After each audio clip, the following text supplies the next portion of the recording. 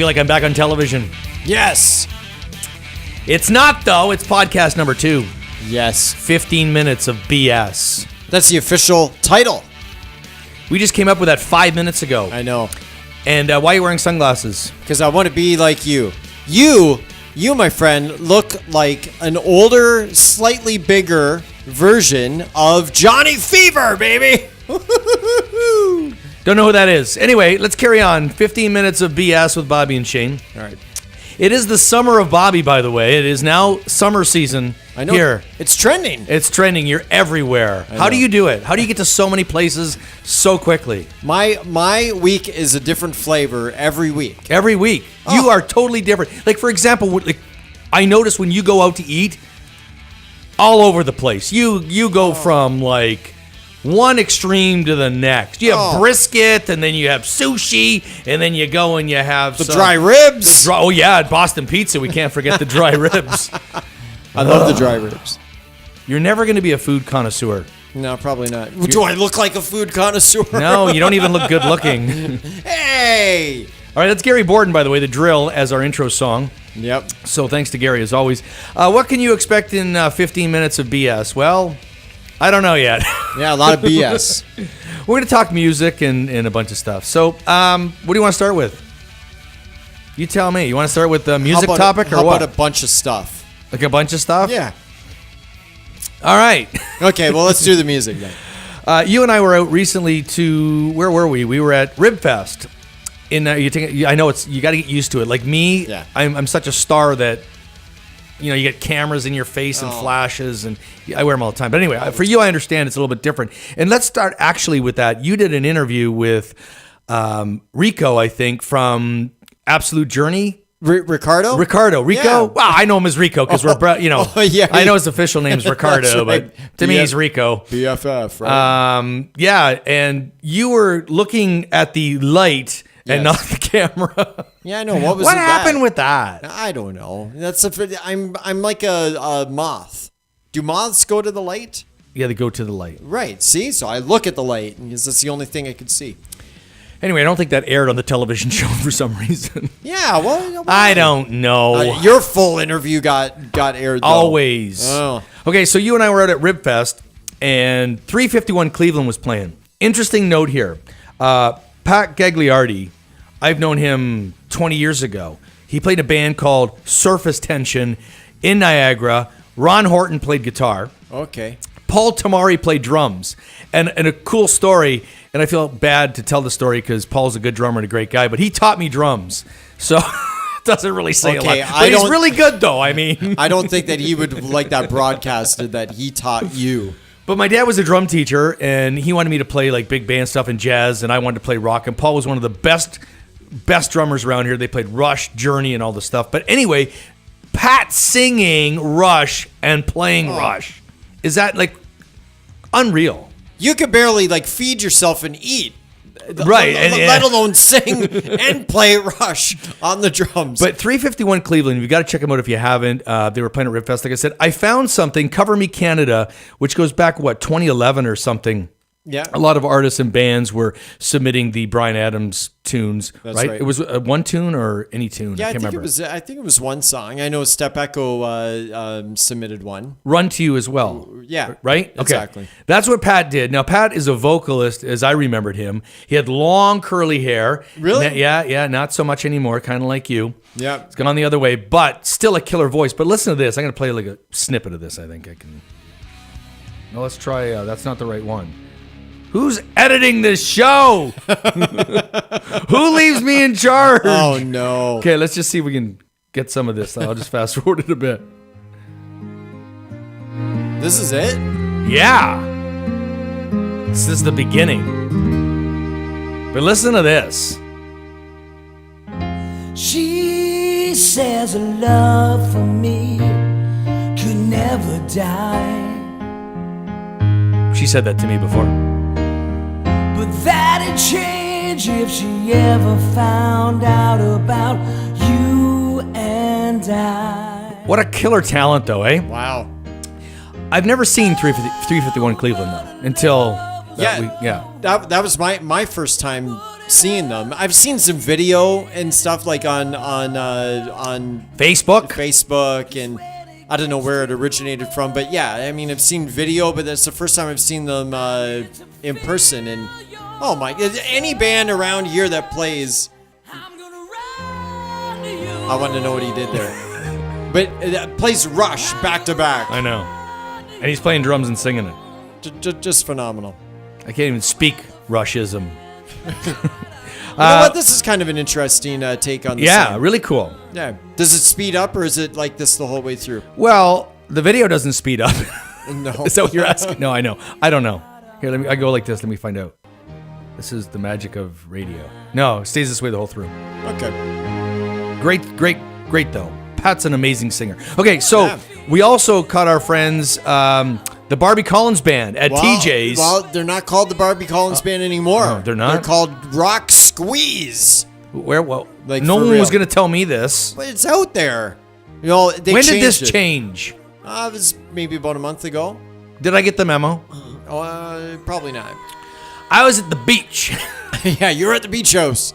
I guess they were kind of pegged as like a country band, being the Barbie Collins Band. So, you know, if you don't dig country, which imagine that, there's people out there that don't dig country. Right. I thought it was universal. But they wanted to change it to kind of, let it out there that they're a rock band. So they put rock in the name and added the old squeeze. You put rock in your name because you did. wanted people to think that you were a little bit heavier than you are. That's right. I don't need to put rock in my name. No. Okay, so that was a great night. But anyway, just a shout out to them. So you wanted to talk about what? Indie bands, and you were saying to me during the weekend or something that I was at the beach, I was having pina coladas, you were doing, I don't know what you do, but you were talking to me about indie bands and how like Hits FM, Giant FM, I think 89.1, all are very supportive of the indie bands here in Southern Niagara. Yeah, and it's it's more of a talking point here. Now, I'm going to be very general, and I'm not going to say all bands, but I'm going to say like a lot of bands. So now you get this day and age where you have major platform FM radio stations. Terrestrial radio. Yeah. Like we're incestual radio, they're terrestrial radio. Oh, geez. I shouldn't have said that. Yeah, probably not. Can we edit that, Ron? Yeah, just a beep. No, you don't have to edit it. Anyways. It's okay. Or just say Shane's a goof at the bottom. Yeah, something like that. When you say it, but yeah, I mean, now you've got these radio stations that are right behind. Like, it's awesome. More than ever that I've ever known. They're right behind independent music, playing them, promoting them. Have them in the studio. Right, bands on the verge, Yeah. major contests like Rock Search, of course. I'm talking about Hits FM. But I see these bands, and there's a few bands that are really, really good at getting the word out, playing some high-profile shows. They have their stuff together. But there's a lot of them that I don't think they know what to do with this kind of opportunity. It's like same old.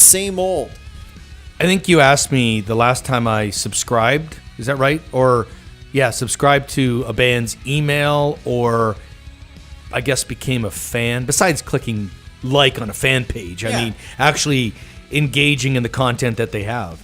And the last one that I can think of was the Maysides, and they gave us the USB keys. Yeah.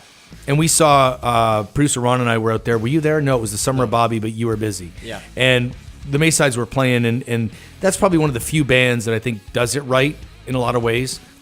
But not a lot of bands do that or engage with their people at all. No. I don't think. Like, I would think if you're an original band, and I just use that as one small example of something different that you could do, and it very little do bands do it, is you have a captive audience of people that have come to see you. Would that not make sense that at You should sign all their breasts. Yes. Hello. Could we edit that too? No, but like, would that not be the opportunity to generate an email list? Now, I mean, tell me if I'm wrong. There might be more bands that I know that actually do, but right. I really don't. I don't think there is, and that's just one example. Another example is in the day and age of I don't know if that matters or not. But in the day and age of Nothing matters. no, nothing really matters. In the day and age of like in the day and age of technology and the way that music is going, don't you think this is time to kind of step up your game a little bit and do something? Because different? terrestrial radio is stepping up their game. Right. They are, and they have to do it because there's a lot of internet radio and other satellite radio that is supportive of it. Yeah. So they had to make a choice, right? And they said, well, you know what? Especially here in Niagara, they jumped on that and said, you know what? We're going to support them. I know at Hits FM downstairs, they have that room there that they have live recordings of music. I don't know what it's called. I don't follow it that close. But and 89.1, always like you see Ashlyn Vince is there or Corey Cruz, or they're very open to bringing the artists in to come and play on the radio in front of a captive audience. So they're really pushing it. They're supportive of sponsoring our major events, Canal Days and the Rose Festival, all that stuff. But the bands, I agree with you. It's kind of like they don't really maybe know what to do with having that boost behind them. I don't know. Even Rock Search, the semifinalists. I don't know about you, but there were some bands. You're a semifinalist band. Now you got to be good, and I assume they are, or they wouldn't have made it to the semifinals. But right. I hadn't heard of them. A lot of them. I mean, I've heard of some. But yeah, I don't know if they know what to do.